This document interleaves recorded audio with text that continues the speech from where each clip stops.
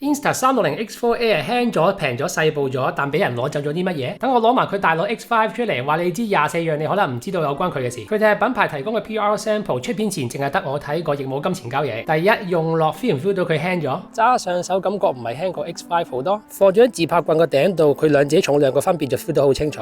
咁樣攞住你就覺得 X4 Air 輕咗唔少。全景相機唔會咁樣揸住用嘅，係要連埋支棍一齊用嘅。新聞稿話佢輕咗，更加適合帶去旅行。旅行拍片通常每一條唔會拍好長。X5 重少少都唔成問題，影滑雪就唔同講法。用過 X4-5 影滑雪嘅人應該都覺得佢有啲重。X4 Air 就會啱用，輕咗就梗係要放棄一啲嘢噶啦。我覺得淨係會揸住自拍棍影運動嘅人先會接受到之後講嘅犧牲。開箱前先了解一下。第二，用佢影到啲乜 ？X4 Air 上面有兩支魚眼鏡頭，可以影晒周圍360度無死角嘅環境，再變成一啲特色嘅畫面，甚至乎特別效果。拍片係佢嘅強項，畫面防震超厲害，亦可以用嚟影全景相。影嗰陣可以乜都唔使理，後期先喺 App 取景，唔怕影漏任何靚畫面。需要嗰陣仲可以淨用一支鏡頭做普通運動相機。佢仲有一個好特別嘅 Insta Frame 模式，識得一次過影一條全景影片俾你慢慢玩，加條打直影片俾你即刻 upload 上 IG Reel 用。準備好啦，第三，開箱。個外包裝啲一貫 Insta360嘅設計。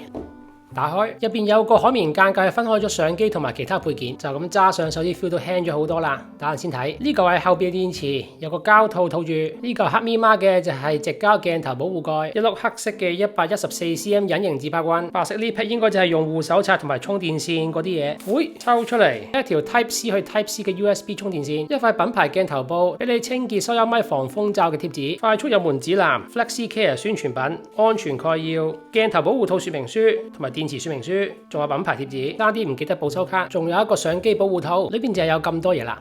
正面睇硬膠表面紋理同之前嗰啲相機好唔同喎，屏幕就咁睇比 X5 細咗啲，下邊有個快門掣喺正中間，而唔係之前嘅兩個掣。鏡頭圍邊都有狗眼紋，隨時可以自己拆出嚟換嘅。鏡頭下邊有支收音咪，快門掣下邊有指示燈。另外一邊全個硬膠印咗 Insta360 X4 Air， 呢邊鏡頭下邊個收音防風罩大好多，下面都有盞指示燈。呢個設計都幾特別啊，中間係少少凹入去嘅。呢個側邊由上至下係收音咪、喇叭、開關掣、Q 掣同埋充電頭保護蓋，咁樣褪落嚟打開，又係見到橙色。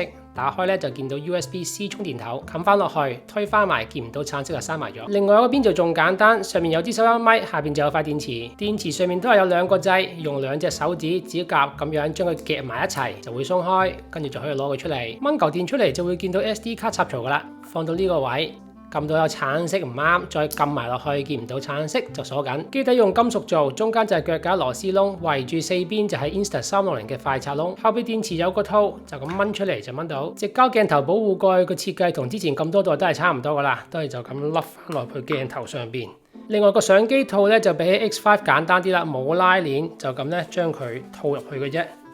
就搞掂啦，下邊都有 Insta360 logo 喺度嘅。我都有開箱白色機，有興趣可以去我 IG 睇短片。等一陣再同大佬 X5 做機身比較。而家先講第一樣要犧牲嘅。第四 ，sensor 尺寸唔大。sensor 尺寸主宰畫質，雖然唔代表一切，但重要嘅，特別影響到低光畫面 noise 多唔多。粒 sensor 係1.8寸大，係乜概念？細過 X5 粒1.3寸，即係話 X4 Air 拍出嚟嘅片冇 X5 咁靚，特別喺低光或者夜晚影嗰陣，就算晨早光靚，背光影。暗位件衫放大咗都睇得出 X4 Air 係多啲 noise 嘅。之後有清晨、中午、夜晚拍片對比，記得睇埋落去。但佢唔係用翻 X4 粒 sensor， 新 sensor 大少少，所以多咗識水嘢玩。例如第五 8K 都開到運動 HDR。運動 HDR 呢個功能用人話講，真係背光拍片個人都唔會黑面。X4 Air 升級到支援 8K， 比起 X5 支援到 5.7K 更加高。同樣 8K X4 Air 開咗運動 HDR 同 X5 冇開睇落冇乜分別。我覺得 X5 光暗位更加平衡喎，所以唔好聽到 8K HDR 就好 high。sensor 大啲嘅 X5 嘅光暗寬容度會更加好，前提係你唔介意佢個重量。但我又唔會 discount 佢呢個改善嘅。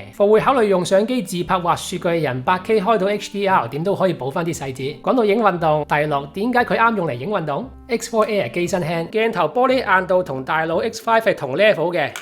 鏡頭花咗可以買配件自己換，防震又犀利，運動配件又多，所以我覺得佢主打係用嚟影運動嘅。例如我用 AP2 嘅磁力快刷將 X4 Air 固定喺頂 Action Head 上邊，咁樣再夾埋個收音 GPS 圖傳遙控去跑步，就可以影到咁。測試係用 Insta360 X4 Air 跑步，將佢放咗我頂帽上邊，頂帽就喺美國買嘅 Action Head 上面有個 GoPro 頭。咁我加埋 Insta360 Ace Pro 2呢個磁力快刷咧，就將部 X4 Air 夾咗喺上邊啦。咁同時就連接咗隻 Insta360 收音 GPS 遙控器嘅，咁就可以收埋音，所以一邊跑步一邊收音，就打開咗呢一個強降噪模式。GPS 亦都係用同一個遙控器收埋嘅。咁而家個 GPS 收到，應該我圍住間屋跑一個圈。哇，好凍啊！救命！係啦，咁 X4 Air 嘅機身重165 gram， 揸上手比起 X5 明顯啲已經輕咗噶啦。但係如果咁樣放喺帽上邊跑步咧，感覺分別就更加大啦。消費級360相機暫時佢最輕最啱咁樣用。嗱，彈到出嚟啦。第7同 X5 外觀有乜分別？將兩部白色比較下先，兩者大細都差得幾遠嘅，反而厚度又差唔多喎。就咁攞上手已經 feel 到 X4 Air 輕好多。咁捏住佢係易揸啲嘅，佢個白色膠同埋 X5 個珍珠白效有啲唔同嘅，睇下你中意邊個啦。攞近少少，大家睇下佢個反光情況唔一樣。正面睇個芒就細咗好多啦，個芒下邊就淨係得翻個快門仔，冇之前嗰個模式掣。呢個側邊睇個設計幾乎一模一樣，另外一邊都係差唔多。就咁睇機頂應該分唔出，機底亦都一樣。睇真啲 X5 嘅側邊就係灰色嘅防滑軟膠 ，X4 Air 側邊咧就白色嘅。X5 側邊個防線效果好啲。就咁睇兩個鏡頭黑色嘅地方差唔多大，但睇真啲就會見到 X4 Air 個鏡頭比起 X5 細好多㗎。睇到佢哋，你覺得邊部靚仔啲？覺得細佬靚啲留言 X4 Air， 覺得大佬靚啲留言 X5。向下面留言啊！又簡單比較下黑色機，兩部黑色機拍埋一齊就係咁個樣嘅。另外一邊就咁個樣。X5 用嘅黑色膠比較啞色 ，X4 Air 就比較靚身，佢比較防滑，佢比較線手。聽下。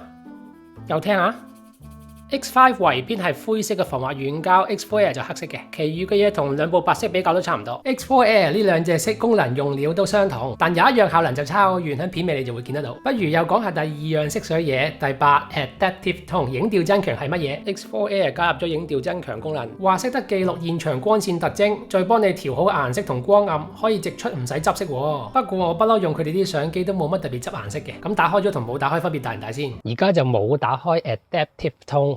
影調增強畫面咁樣，而家就打開咗影調增強畫面就係咁樣啦，少少背光啦。而家係冇打開嘅，就係咁樣。打開咗啦，畫面有冇好到啊？打開咗影調增強啦，朝住有光嗰個位置行過去，轉個身，少少背光啊。有打開影調增強，我覺得開咗係有啲分別嘅，我都會開嚟用嘅。嚟做第一個畫質比較。第9晨早靚光影媲美 X5 啊，朝早8點光線柔和夠晒靚啊，先嚟影遮陰嘅。除咗放大睇多啲 noise，X4 Air 喺咁好光影畫面拍得住 X5。再嚟影下面向太陽嘅，一部 X4 Air 就打開咗 HDR 模式啦。咁就 X5 咧8K30係冇 HDR 嘅。咁而家朝住太陽方向咁樣行啦。都係就咁睇差唔多，放大先睇到 X5 畫面乾淨啲啲，陽光正，乜機都影得靚，定律嚟嘅。之後嘅比較啲光會越來越差，情況就開始唔同。我哋嚟睇下特效先。第10可以玩嘅360特效冇縮水 ，X4 Air 影到個 Shot Lab 特效同旗艦機冇分別，都係相同玩法，放低部機啊，揸住嚟跳下咁影咯。用手機 App 打開創意工作室揀特效，跟住佢做，揀好片。撳個掣就會幫你將埋出嚟，完全唔使自己剪，而且個 app 裏邊都有幾多特效可以俾你揀。預咗用嚟玩特效嘅片就記得用翻 6K 解像度嚟影，因為有啲特效係唔支援 8K 解像度片嘅。但第二樣 X4 Air 要犧牲嘅嘢就嚟啦。第11冇得玩子彈時間，我有責任同你講，佢係冇咗子彈時間模式嘅，即係呢種我拍晒教學片嘅玩法。好唔好玩？好玩嘅，係咪成日用？唔係嘅，唔信你問下有 X 系列相機嘅人係咪成日用佢？主要因為你一開始揈就全家人都會及住你，唔係個個頂得住。但係冇咗就冇咗，你一定要知道。部機輕身咗，但係滑雪啱晒，喺雪場揈嚟揈去又唔尷尬。Insta360諗佢啊！我需要你嘅訂閱支持，先可以繼續做客觀評測，幫手撳下個訂閱掣唔該。另外一個冇咗嘅係 X5 嘅耐力模式，大家應該都唔 care 佢噶啦。但佢加入咗個 X4 冇嘅模式。第12新加人像模式，但可能係 software 嘢。人像模式用人話講就係喺無論乜嘢環境光都可以保持你塊面係清嘅。睇下都係8K30，兩家都冇開 HDR， 都冇開影調增強，但係打開咗人像模式嘅。咁而家朝住陽光方向進發，好，行一陣就見佢彎啦。背住光咁影，開咗人像模式，冇 HDR， 冇影調增強。係嘅，塊面係光啲嘅。原來唔一定要喺機身上面打開，可以後期隨時喺 App 打開或者刪咗佢。咁即係 software 嘢嚟㗎啦。如果係咁，我影嗰陣梗係唔開啦，之後先決定要唔要。睇埋室內開咗佢係咩情況。今次就將影調增強都刪埋佢，淨係得人像模式打開咗啫，都係8K30格嘅。其實而家有 HDR， 有影調增強，又有人像模式。好多時都唔知應該打開邊一個，定係全部開晒嘅。係咯，佢哋3個功能有咩唔同？嚟睇下。第13，3個影像提升功能有乜分別？運動 HDR 就有咗好耐啦，影調增強就有咗一排，人像模式就近排先有嘅。分別針對光暗細節、光線特徵同埋人物膚色。夠亂未？不如實際睇下開咗有乜分別。而家就冇打開運動 HDR，8K 30背晒光啦，後邊係天空，我塊面黑晒。而家就打開咗運動 HDR， 依然係8K 30，依然係大背光，效果就係咁樣啦。後邊舊雲嘅輪廓係清晰啲嘅，而家都係背光，但係就打開咗影調增強，冇 HDR， 影調增強，我塊面有冇咁黑啊？提高咗暗位個亮度咯，感覺假過運動 HDR 少少。最後咧就開咗人像模式，冇運動 HDR， 冇影調增強，淨係開咗人像模式，就係咁樣。係嘅，塊面係最光嘅，好似做咗美顏咁，可唔可以一齊開？呢個係冇打開運動 HDR 嘅。而家係有打開運動 HDR 嘅，有冇改善到啊？今次就運動 HDR 同埋影調增強兩隻都開咗，運動 HDR、影調增強同埋人像模式都開埋，3樣都打開晒，好似係好睇啲嘅，真係好有用定係識水嘢？咁你自己諗啦。我哋又嚟比較下畫質，第14正午影媲美 X5 啊，中午晚太陽嗰陣出去影。咁 X4 咧就 HDR、影調增強同埋人像模式都開埋啦。咁 X5 咧淨係影調增強，再加人像模式，因為8K 30唔支援 HDR 嘅。只要夠光，sensor細影響唔大嘅，可以預計佢用嚟影滑雪幾啱用，又夠輕。放大睇路牌、樹葉、建築物畫面細節差唔多，一定唔夠 iPhone 影得清，因為兩部機色彩取態差唔多，唔放大睇真係分唔出。如果你淨係日頭影運動嘅話 ，X4 Air 係夠做嘅。另外一樣好夠做嘅係第15，勁多遙遠控制嘅方法。X4 Air 有5種遙距拍攝方法，第一種係語音控制，首先設定打開語音控制，只要對住相機講指令 Start Recording， 咁佢就會開始錄影噶啦。第二種係手勢控制，打開手勢控制，對住鏡頭俾手勢，打開手掌，佢就會開始錄影。第三種係扭一扭手腕控制，喺設定打開扭一扭呢個功能，只要扭2下自拍棍，佢就會開始錄影。第四種係 Apple Watch 控制，可以用 Apple Watch 遙控開始錄影。第5係用到呢度任何一隻原廠遙控器，我自己最中意扭一扭咁開始影，好啱旅行用啊。下邊講呢個係一個幾 subtle 嘅改變。第16 6K 同埋 5.7K 其實差唔多。X4 Air 最高解像度係 8K， 第2高解像度係 6K 50格，而唔係一直沿用嘅 5.7K 60格，影出嚟嘅效果應該係分唔到嘅。咁比較特別咧就係 X5 喺 5.7K 60格係有得打開 HDR 嘅，咁而 X4 Air 咧就冇得打開。咁而家就係 X5 開咗 ，X4 冇得開嘅比較 confirm 啦，影出嚟冇乜分別。而喺創意工作室話要用 5.7K 影嘅特效都玩得到，所以唔使擔心。下一樣就有啲擔心啦。第17，佢唔適合喺室內用。喺我間房淨係用上邊吸頂燈做光源。都打開咗 8K 30格，開咗影調增強同埋人像模式，冇打開 HDR 嘅。咁喺室內淨係靠天花盞、天花燈做主要光源，側邊隻窗都打開咗，所以我人有少少背光。兩部機都唔適合用喺室內影㗎啦。X4 Air 放大咗畫面，仲差過 X5 一截添。行來行去咁影，睇下效果係點樣啦。冇 HDR 啦，開咗影調增強，亦都開咗人像模式嘅。喺走廊呢啲完全唔夠光嘅位。360相機 sensor 細，又要用魚眼鏡，所以喺室內影嘅畫質唔及喺室外影。不過應該唔多有人要喺室內影嘢啩。如果真係要，用翻 X5 啦。而家嚟睇下第18，支援乜現有配件。X4 Air 用得翻好多現有 X4 5配件，所有用標準腳架螺絲窿嘅隱形自拍棍都用得翻，包括呢支摺疊深腳架自拍棍，2支原廠充電棍都冇問題，縱橫切換支架都用得到。AP2 跟埋嗰個磁力快拆支架，係可以直接用喺 X4 Air 上邊嘅，因為 AP2 同 X5 嘅快拆構件係共用嘅，即係代表 X5 嘅快拆配件都啱 X4 Air 用。X5 嘅鏡頭保護蓋都可以直接用喺 X4 Air 上邊，係個樣大咗少少，但係穩嘅。摺疊手柄裝得到，但係閂唔埋，因為 X4 Air 短咗好多。X4 Air 個鏡頭細啲，所以 X5 後備鏡頭用唔到落去。X5 嘅電池就梗係唔啱 X4 Air 用，防水蓋同埋保護邊框都唔得。部 Insta360 X4 Air 咧都支援呢一支 Insta360 Mic Air， 即係藍牙收音咪嘅。你見到我而家離開部相機，佢依然都收到我講嘢嘅話聲嘅。有咗呢支咪想出去拍 vlog 嘅話就方便好多啦，咁就唔怕部相機離開自己個嘴好遠啦，又或者附近好嘈收唔到音啊。呢5隻原廠遙控器有4隻用得翻，呢一隻停咗產嘅唔得，將來會唔會更新就唔知。加埋上集講過嘅收音 GPS 遙控影就可以做到咁樣。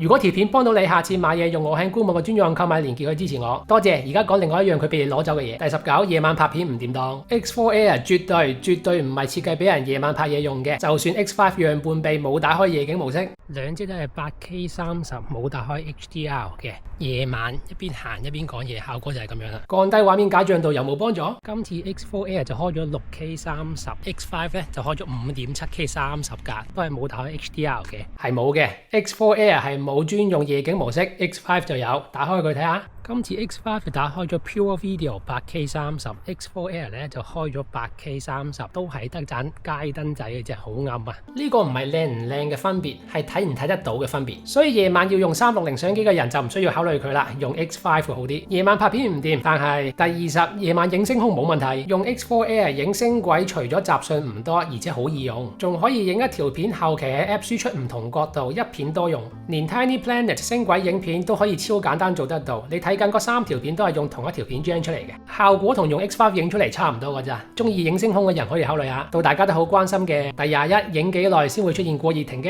溫度太高，太陽直接曬住，冇喐部相機，冇風幫佢散熱。大部分運動相機都識得熄機去做自我保護。咁我哋又喺西斜位煲下機。X5、X4 Air 而家嘅溫度大約係45.5度，兩隻都係 8K 30，冇 HDR， 冇影調增強，冇呢一個人像模式。兩部機都停咗啦，都係偵測到異常，因為啟動咗過熱保護。X5 就影咗23分鐘左右，而 X4 Air 咧就影咗19分鐘左右。唔使太驚嘅，擺正喺西斜下邊唔喐部機咁測試，正常使用係唔會咁做嘅。又試多次。好，第二個測試，今次就開埋影調增強嘅，咁溫度都係大約45度度啦。今次試下咧，就跌到得返40度左右啫。X5 影咗33分鐘半，X4 Air 就影到冇電，影咗1個鐘頭21分鐘，同官方參數嘅88分鐘差10% 左右。不過佢哋個係 lab test， 現實差咁少嘅話，其實都算 OK。佢嚿電都支援18W 快充，7個字就差滿80%。正常影運動喐緊就會有風幫佢散熱，去旅行就通常影短片，唔會成日拍咁長。唔同環境溫度、濕度、時間、續航都可以差好遠，當做參考下啦。之前話會講嘅第22，買黑色好定係白色好？成日要喺暴曬下影嘅，一定買白色，因為佢比較遲先會出現過熱保護。黑白色機煲機測試，